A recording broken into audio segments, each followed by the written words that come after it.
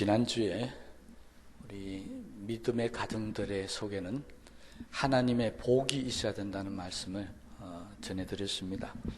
오늘은 우리 믿음의 가정이라고 한다면은 당연히 우리가 모두가 다 하나님의 자녀가 되어져야 한다는 것입니다. 믿음의 가정에 있는 자녀들은 당연히 하나님의 자녀이겠죠. 다시 말씀을 드리면 우리가 매주일마다 하나님 앞에 나와서 신앙생활을 하고 있는데 당연히 하나님의 집에 모이는 저와 여러분들은 하나님의 자녀가 되어야 합니다. 그런데 오늘 설교 제목이 하나님의 자녀가 맞습니까? 그렇게 제가 제목을 정했는데 이 말은 내가 진짜 하나님의 자녀라고 하는 증거가 있느냐는 것입니다. 우리는 다 나는 하나님 자녀입니다 이렇게 고백하고 살고 있는데 그렇다면은 정말로 나에게 하나님의 자녀라는 증거가 있느냐 그것을 한번 살펴보자는 것입니다. 자녀라고 한다면은 당연히 아버지와 어머니 사이 밑에서 태어난 사람을 가리키는 말입니다. 이 자녀는 특징이 있는데 당연히 아버지나 어머니의 특징을 물려받았다는 것입니다. 우리가 현대적인 용어로 설명하자면 DNA다 이렇게 표현을 합니다. 그 자녀들은 아들이든 딸이든지 간에 분명히 두 분 중에 한 분을 닮았습니다. 아버지를 닮든지 어머니를 닮든지 아니면 둘 다 닮든지. 여러분 우리가 하나님의 자녀라고 하는 것은 우리가 살아가는 삶의 모습 속에서 하나님을 닮은 모습이 나와야 한다는 것입니다. 그래야 하나님의 자녀라고 인정을 할 수 있지. 앞만 봐도 하나님을 닮은 모습이 전혀 없습니다. 그러면 하나님의 자녀가 아니라는 것이죠. 저는 이번 명절을 당해서 이렇게 고속도로 다니고 휴게실 같은 데 가서 이렇게 보니까요. 정말 이 유전자의 힘이라는 것이 대단하다는 것을 느꼈습니다. 이 식탁마다 앉아있는 사람들 쳐다보면요. 한 사람도 빠짐없이 다 조금씩 다 닮았어요. 거기에 안 닮은 사람이 없었습니다. 우리 가족도 마찬가지고 여러분의 가족도 마찬가지일 겁니다. 거기에 보면은 다 뭐가 닮아도 닮아 있고 그리고 얼굴 모습만 닮는 게 아니고 키도 비슷한 것 같고 또 체형도 비슷한 것 같고 좀 죄송하지만 성질도 비슷한 것 같고 다 비슷비슷 닮았습니다. 그것이 바로 저 사람은 저 가족이다라고 하는 것을 볼 수 있는 증거 중에 하나입니다. 그건 그렇게 나타나는 것이고요. 실제적으로 우리가 자녀라는 증거는 간단하죠. 저 복지시 옛날 동사무소로 가서 주민등록을 딱 떼보면은 대본에 나옵니다. 아니면 호적을 떼보면 누구 자녀, 누구 아들, 누구 딸 다 증명이 됩니다. 혹시 그거로 증명이 안 되면 요즘에는 굉장히 과학적인 방식이 발전이 되어서 유전자 검사를 통해서 이 사람은 당신의 아들입니다. 딸이 맞습니다. 이렇게 확실하게 증명을 해줍니다. 세상적으로는 자녀인 것을 증명할 수 있는 방법이 굉장히 많이 있습니다. 그런데 신앙 안에 들어와서 당신이 진짜 하나님의 자녀가 맞습니까? 라고 이야기할 때 하나님의 나라는 주민등록이 있습니까? 없습니까?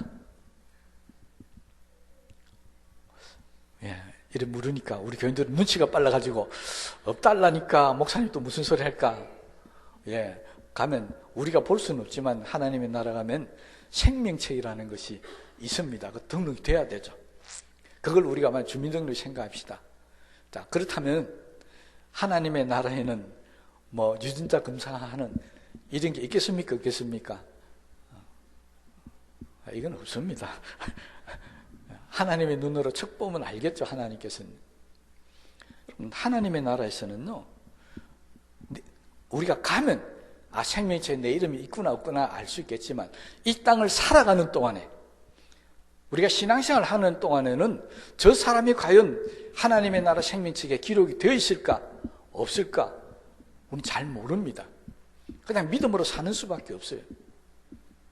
그런데 오늘 우리가 읽었던 이 사도 요한은 이 땅을 살아가는 동안에도 하나님의 자녀를 알 수 있는 증거가 있다는 것입니다. 이렇게 살아야만이 저 사람은 하나님의 자녀다.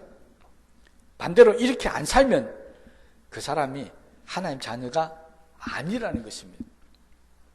이건 다른 말로 하면요, 우리가 교회 나와서 예수 믿고 사는데 세례도 받고 내가 집사도 되고 권사도 되고 장로가 되었습니다. 그렇다고 하나님의 자녀가 맞냐라고 이야기하면 저는 우리 교인들은 다 맞다고 자신할 수 있습니다. 그런데 다른 교인들이 들으면 어떻게 생각할지 모르지만 잘 모르니까요. 그 중에 아닌 사람도 분명히 있을 거라고 생각이 되어집니다. 다 하나님의 자녀라고 믿고 싶지만은, 그러나 집사 중에서, 권사 중에서도, 장로 중에서도, 세례교인 중에서도 분명히 아니라는 사람이 있을 것이라는 겁니다. 초대교회 사도 요한이 고민이 그거였습니다. 사도 요한이 이 요한 1서를 쓸 때는 자신들과 함께했던 예수님의 제자들이 다 하나님 나라가 없었습니다. 그리고 이 요한 1서를 쓸 때가 이미 예수님이 성천하시고 난 후에 60년이 지난 때입니다. 그러니까 그동안에 수많은 기독교 교인들이 늘었습니다. 많은 사람들이 예수를 믿게 되었습니다. 그런데 예수님과 함께 지내던 그 시절과, 그리고 사도들이 있던 그 시절과 지금 혼자 남아서 사도들, 교인들을 가르치고 하는 그 당시의 모습을 비교해 볼 때, 교회는 나오고 있는데 열심히 예수 믿는다고 말은 하고 있는데 사도 요한의 눈에 볼 때는 하나님의 자녀라고 증거가 나타나는 사람들이 그렇게 많지 않더라는 것입니다. 그래서 사도 요한은 이 요한 1서를 통해서 계속해서 강조하는 게 뭐냐니까 하나님의 자녀의 모습은 이렇다. 계속 가르치고 있습니다.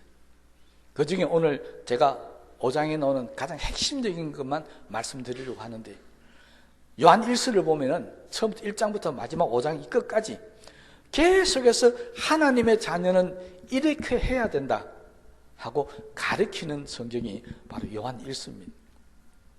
그러니 사도 요한이 이 세상을 떠날 때 뭘 가장 염려했느냐니까, 예수 믿는다는 사람들은 너무 많은데, 교회를 나오고 있는 사람은 너무 많은데, 그들 중에 진짜 하나님의 자녀라고 생각할 수 있는 사람들이 점점 줄어가고 있다는 것입니다.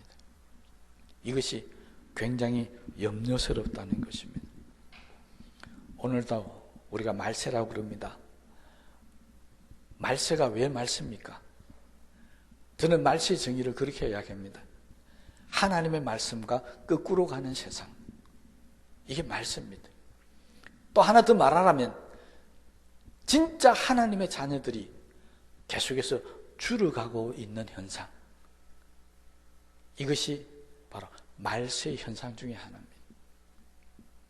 여러분, 오늘 이 예배를 드리는 우리 모두가 다 이 말씀을 통해서 진짜 우리가 하나님의 자녀라는 증거를 내가 갖고 사는지를 돌아볼 수 있는 시간이 되기를 주님의 이름으로 부탁을 드립니다.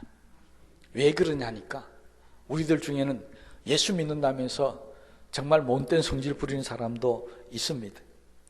세상에 살던 고질적인 습관을 버리지 못하고 있는 사람도 있습니다.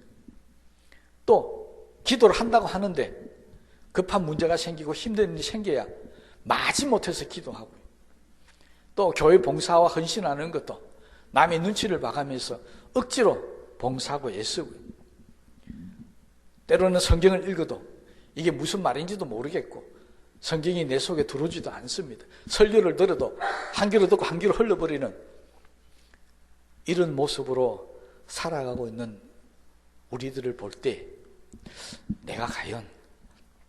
우리가 과연 무엇으로 하나님의 자녀인 것을 증명할 수 있겠느냐는 것입니다. 하나님의 자녀라면 예수 믿고 뭔가 좀 변화되어지지 않겠습니까? 바울의 말대로 새로운 피조물이 됐다면 말도 바뀌고 행동도 바뀌고 뭔가 주님을 사랑하고 열심히 기도하고 말씀을 보는, 은혜를 사모하는 이런 모습들이 나타나야 되는데, 점점 그런 모습들이 없어지면서 말로만 나는 하나님의 자녀다 이렇게 해서 되겠느냐는 것입니다. 사도 요한이 염려했던 것이 바로 그거였습니다. 그래서 사도 요한은 우리에게 하나님의 자녀라는 증거, 다른 거 많이 있겠지만은 이것만큼은 있어야 한다. 그게 1절 말씀입니다. 예수께서 그리스도이심을 믿는 자마다 하나님께로부터 난 자니, 하나님께로 난 하나님의 자녀는 다른 거 몰라도 이것만큼은 증거가 있어야 한다는 것입니다. 무슨 증거요? 예수님께서 그리스도인 것을 믿어야 한다는 것입니다. 여러분 믿습니까? 예수님이 그리스도인 것을 확실히 믿습니까? 이거 없으면 하나님의 자녀의 증거를 뭘로 내겠냐는 것입니다. 여러분 오늘 이 시간에 다른 걸 몰라도 정말 십자가에서 돌아가신 그 예수님께서 내 죄를 다 사해 주시고 나를 죄악으로부터 구원해 주셔서 천국 백성 되게 하신 것 나는 믿습니다. 이 고백이 있어야 합니다. 세상에 많은 종교가 있지만은 나를 구원해 줄 분은 오직 예수님 한 분밖에 없습니다. 이것도 고백해야 합니다. 이거 무슨 말을 하면 다른 말로 하면요, 나는 구원받아야 할 사람이라는 것입니다. 나는 구원받아야 할 사람입니다. 구원받지 못하면 지옥 갈 사람입니다. 그런데 나를 구원해 줄 그 분은 이 세상에 아무도 없고 오직 예수 그리스도밖에 없다. 이거 확실하게 믿으셔야 한다는 것입니다. 이거 없으면 내가 하나님의 자녀라는 확신을 가지기 힘듭니다. 왜냐니까 초대교회 사도들이 계속해서 설교할 때도 그랬고 다른 사람과 논쟁을 벌일 때도 그랬고 이거 하나만큼은 목숨을 걸고 고백했었습니다. 여러분 많은 이야기들이 있지만요, 사도행전 4장 7절 이하에 보면 베드로가 감옥에 잡혀있다가 풀려나게 됩니다. 그때 풀려나면서 내세운 조건이 뭐냐니까 다시는 예수를 증거하지 말라는 것입니다.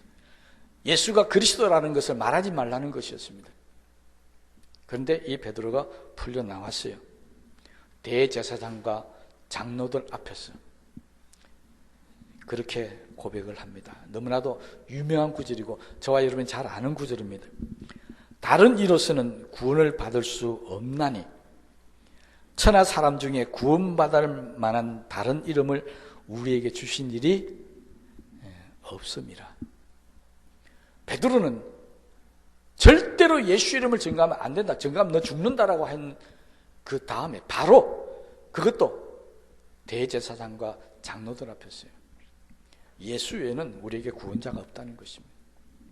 이게 얼마나 무슨 말이냐면요, 지금도 유대교, 이스라엘 사람들은 예수님이 선지자지, 우리를 구원한 메시아라는 고백을 하지 않고 있습니다. 그들은 지금도 이 땅에 오실 메시아를 기다리고 있습니다. 그 말은 예수님께서 메시아, 구세주라는 것을 지금도 그들은 인정하지 않는다는 것입니다.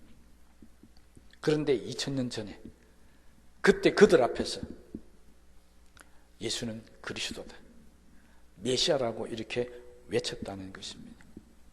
초대교인들은 목숨 걸고 이 신앙 고백을 했었습니다. 그게 하나님 자녀인 증거였습니다.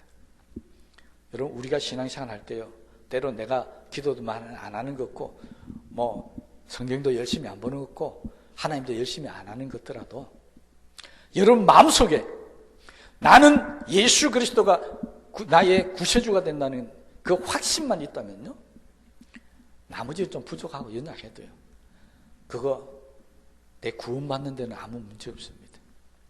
하나님 나라에서 상급 받는 데는 조금 문제가 있을는지 모르겠지만 내가 적어도 예수님이 그리스도라는 것을 믿고 고백하는 한, 그것만 확실히 붙들고 있으면 우리는 하나님의 자녀로서 부끄러움이 없이 살아갈 수 있게 되는 것입니다. 그러므로 우리도 이 고백만큼은 꼭 해야 합니다. 다 같이 따라하십시다. 예수 그리스도만이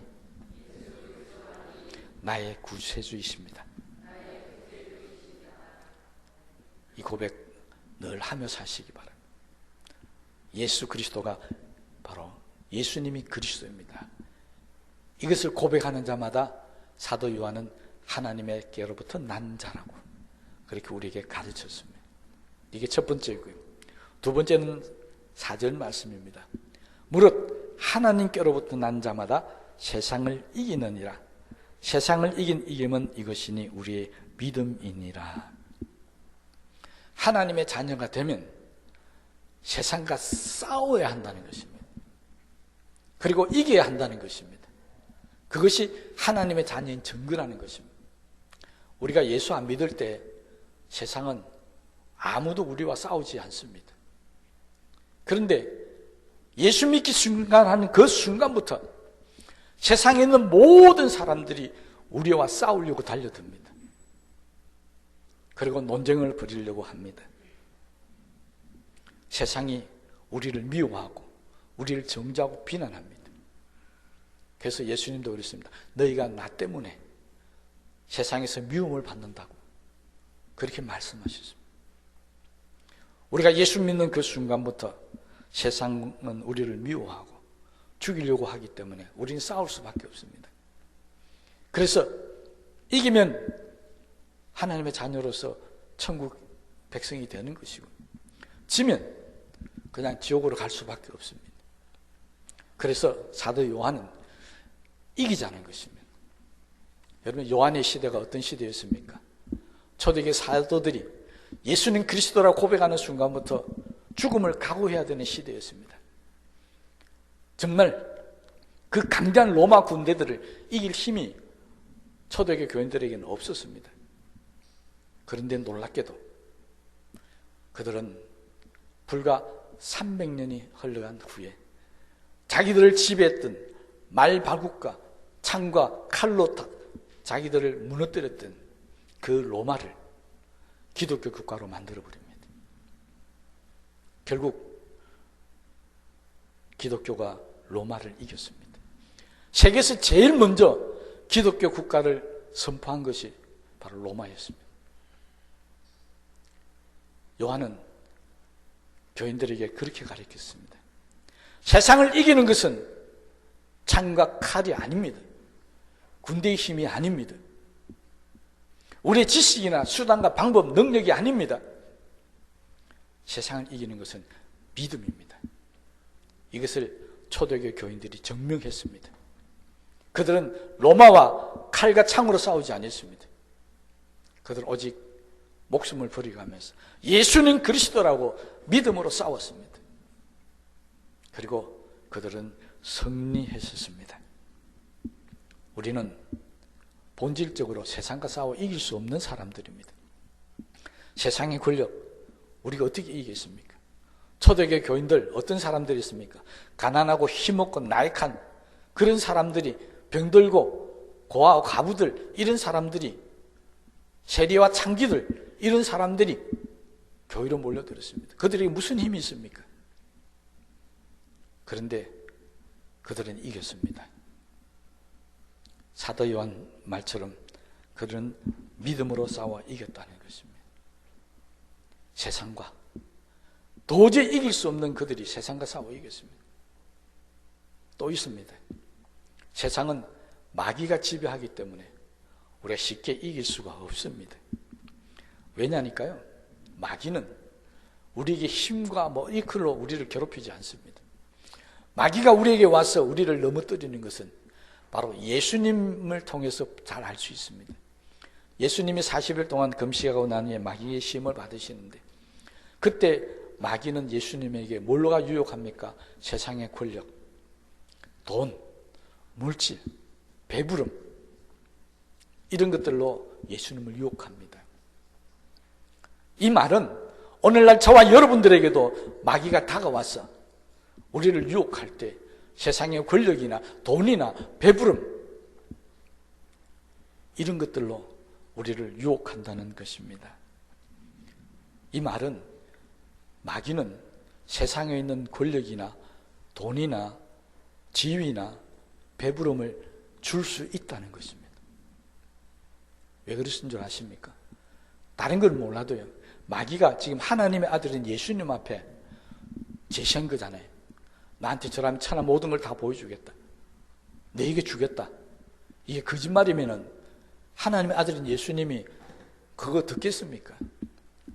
어떻게 하나님의 아들에게 마귀가 거짓말을 할 수 있겠습니까? 당시의 모든 사람들은 예수님이 하나님의 아들인 걸 인정 안 했지만, 몰랐지만 마귀는 알았습니다. 감히 마귀가 예수님 앞에 사기치고 거짓말 할 수 있겠습니까? 그렇다면 마귀는 분명히 우리 사람들에게, 우리 인간들에게 세상의 권력도 줄 수 있고 돈도 줄 수 있고 배부르게 할 수도 있습니다. 진짜입니다, 이거. 그래서 많은 사람들이 배부르려고, 세상의 모든 것을 가지려고 마귀를 따라 놨습니다. 그래서 수많은 사람들이 예수 믿으면서도 세상의 것을 탐냅니다. 세상의 것을 가지려고 노력합니다. 뭐 때문에 그렇습니까? 마귀의 유혹 때문에 그렇습니다.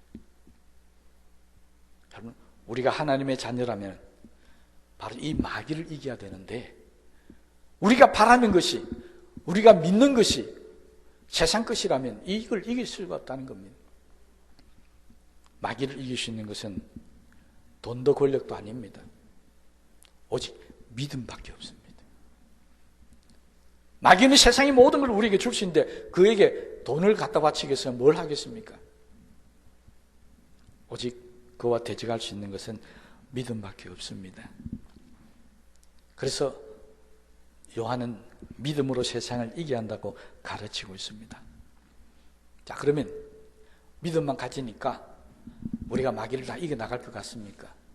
그렇지는 않습니다. 여러분, 하나님과 함께 같이 살던, 매일매일 하나님을 보고 살던 아담이 마귀의 유혹에 넘어가 버립니다. 에덴 동산이 어떤 곳입니까? 인간이 최대로 행복했던 곳, 에덴 동산, 거기는 부족함이 없던 곳이었습니다. 그게 세상에 권력을 주겠다고 유혹을 하겠습니까? 내가 배부르게 해주겠다고 유혹을 하겠습니까? 에덴 동산에는 그런 게 필요 없는 곳입니다. 그런데 이 마귀는 아담과 하와를 유혹하는데 성공합니다. 성공하는 말이 뭔 줄 아십니까? 이 선악과를 따먹으면 네가 하나님처럼 되리라. 여러분, 믿음으로 산다고 마귀의 유혹에 안 넘어간다? 아닙니다. 하나님 앞에 매일매일 기도하면서 응답받고 살아간다? 그래서 마귀의 유혹에 안 넘어간다? 아닙니다. 그래도 마귀의 유혹에 넘어갑니다. 바로 이 말 때문에 그렇습니다. 네가 하나님처럼 되리라. 우리는요, 믿음으로 살면서 어느 순간인지 모르지만 하나님처럼 되려고 하는 교만한 마음이 우리 속에 싹트고 있습니다. 어떤 분들은 말하는 게 자기가 무슨 하나님처럼 이야기합니다. 목회자들도 그렇고 교회 안에 있는 많은 사람들이 그렇습니다. 내가 기도하면 모든 게 다 이루어진다는 것입니다. 이게 맞습니까? 아닙니다. 내가 기도하면 모든 게 이루어지는 것이 아니라 내가 기도하면 하나님이 들으시고 합당하면 하나님이 이루어 주실 것이다. 이게 바른 말입니다. 그런데 우리는 기도하면 다 된다는 것입니다. 여러분, 절대로 기도하면 다 된다는 말 하지 마십시오. 내가 기도한다고 다 되는 게 아닙니다. 하나님이 허락하셔야 되는 겁니다. 그래서 암만 기도해도 응답받지 못하는 게 있습니다. 왜 그렇다고요? 하나님 허락 안 해주셨기 때문에. 또 하나님 때가 안 됐기 때문에 응답 못 받는 게 있습니다. 그런데 내가 기도하면 된답니다.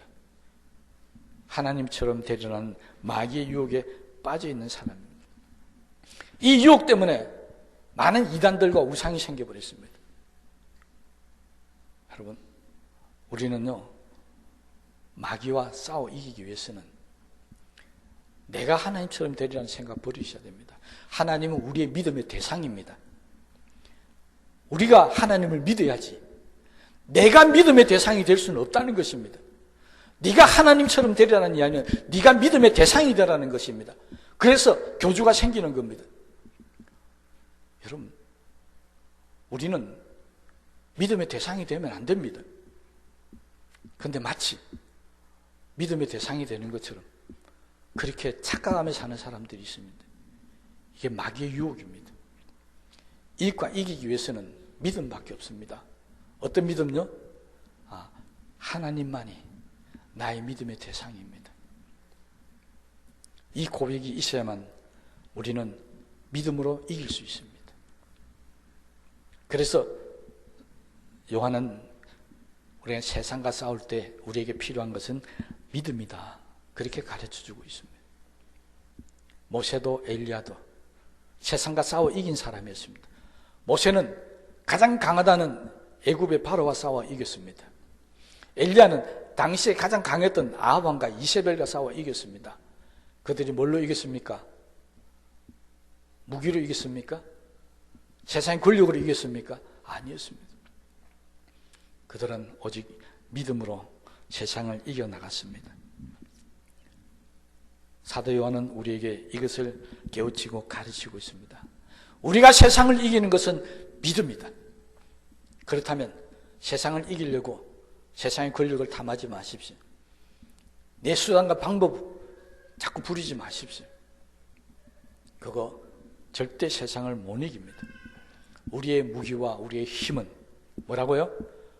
믿음입니다. 그래서 우리는 믿음이 강해지면 우리의 힘이 강해지는 것이고요, 우리의 믿음이 약해지면 우리의 힘이 약해지는 것입니다. 여러분, 정말 강한 사람이 되고 싶습니까? 돈 많고 세상 권력을 많이 쥐고 강해질 수는 없는 겁니다. 하나님의 자녀들은 그걸로 강해지는 것이 아니라 믿음이 강해져야만이 우리가 강해질 수 있는 것입니다. 여러분, 오늘 이 시간에 우리는 뭘로 강해지려고 자꾸 생각하고 있는지, 뭘로 세상에서 머리가 되려고 생각하고 있는지 한번 돌아보십시오. 하나님 우리에게 분명히 약속하셨습니다. 너희는 세상에 머리가 되게 해주고 꼬리가 되지 않게 했다 했습니다. 뭘로요? 우리가 믿는 믿음으로요. 들어가도 복을 받고 나가도 복을 받게 해주겠다고 했습니다. 뭘로요? 우리 믿음으로요. 그러니 하나님의 자녀는 믿음이 강해져야 합니다. 그래서 제대로 된 믿음의 사람들은, 하나님의 자녀들은 늘 하나님 앞에 기도하기를 뭘 기도합니까? 나를 부자 만들어 달라고요? 세상이 머리가 되게 해달라고 그런 기도 안 합니다. 진짜 하나님의 자녀들은 하나님 나에게 믿음을 주시옵소서, 나에게 강한 믿음을 주시옵소서, 세상을 이길 수 있는 믿음을 주시옵소서. 이게 하나님의 자녀들의 기도입니다. 그런데 단 한 번도 평생 동안 그 기도 안 하며 사는 사람도 있습니다. 그 하나님 자녀로서 잘못 구하고 있다는 것입니다. 우리는 하나님 앞에 믿음이 크기를 위해서 사모하는 사람이 되시기 바랍니다. 이 믿음이 커지면 그 다음에 달라집니다. 세상의 것을 구하지 않고 하늘의 것을 구한다는 것입니다. 세상 사람들로부터 칭찬받고 인정받는 것이 아니라 하나님께로부터 칭찬받고 인정받기를 원하는 것입니다. 이게 달라진 하나님의 자녀들의 모습입니다.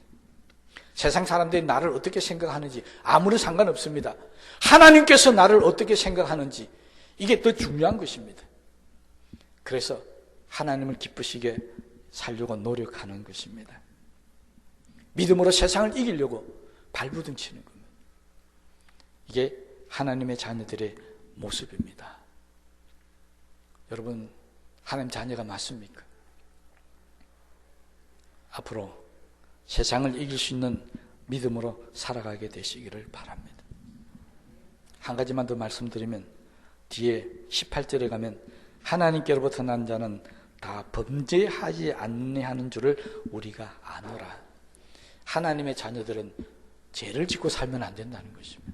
이건 앞에 한 번 더 강조했습니다. 3장 9절에도 요한은 먼저 강조했던 부분입니다. 하나님께로부터 난 자마다 죄를 짓지 아니하나니, 계속해서 사도 요한은 하나님의 자녀들은 죄를 지으면 안 된다고 이야기했었습니다. 여러분, 세상은 우리로 하여금 죄를 짓게 만듭니다. 하나님의 자녀가 되고 나면요, 사람이 달라집니다. 뭐가 달라지니까 죄를 안 짓는 게 아니고요, 죄를 안 지으려고 발부둥 친다는 것입니다. 그리고 죄라고 생각되는 곳에는 가지도 않습니다. 죄라고 생각되는 일이 있으면 발도 들여놓지도 않습니다. 죄를 미워하고 싫어합니다. 그럼에도 불구하고 내 속에 가지고 있는 악한 본성으로 인해서 자꾸 죄를 짓게 되고 할 때마다 갈등을 느끼고 괴로워합니다. 이게 하나님 자녀인 증거입니다. 그런데 죄를 짓고 살면서도 처음에는 양심도 찔리고 괴롭고 했는데 이제는 아무런 감각도 없습니다. 이거 하나님부터 멀리 떨어져 있다는 증거라는 사실을 깨달으시고요, 내 속에 죄가 어떻게 역사하는지를 잘 한번 돌아보시기를 바랍니다. 바울은 하나님을 믿고 따르려고 하는데 자꾸만 마음속에서 죄 유혹이 다가옵니다. 그래서 그는 로마서 7장 24절이에요. 이 로마서는 바울이 후반기 마지막에 썼던 서신입니다. 그러면 바울은 죄와는 아무 상관이 없어야 되지 않습니까? 그런데 바울은 그렇지 않았습니다. 7장 24절 말씀에 보면 바울은 이렇게 고백합니다. 오라, 나는 곤고한 사람이로다. 이 사망의 몸에서 누가 나를 건져내랴. 바울은 끝까지 죄와 싸웠습니다. 그런데 이 곤고하다고 그랬습니다. 뭡니까? 바울조차도 죄를 쉽게 이길 수가 없어서 늘 발부둥 쳤습니다. 내가 생명의 법을 따라 살기를 원했지만 사망의 법이 나를 사로잡아 온다고, 그렇게 그는 괴로워했었습니다.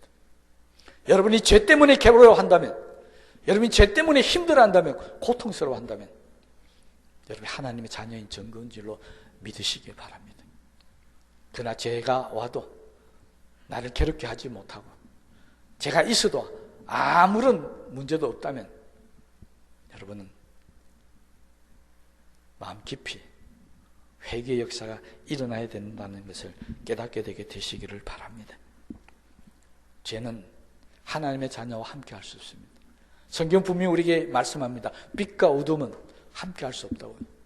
빛이 나타나면, 하나님의 자녀인 저와 여러분들이 하나님의 빛을 발휘하면 그때부터는 어둠은 물러갑니다. 그것이 바로 하나님의 자녀로 사는 사람의 모습입니다. 여러분들이 세상에 나갔을 때 세상의 어둠이 물러가야 합니다. 그게 여러분이 하나님의 자녀인 증거입니다. 그렇지 못하고 어둠 속에 빠져들어가면 하나님 자녀가 아니라는 것입니다. 오늘 하나님의 자녀인 증거 간단하게 가장 중요한 세 가지만 말씀을 드렸습니다. 마지막으로 다시 한번 묻겠습니다. 우리는 하나님의 자녀가 맞습니까? 오늘부터 날마다 내가 하나님의 자녀인 것을 알고 깨닫고 이제 죄와 싸워 승리하면서 믿음으로 세상을 이기는 놀란 사람들이 다 되시기를 주님의 이름으로 축복합니다. 우리 말씀을 생각하시면서 기도하시겠습니다.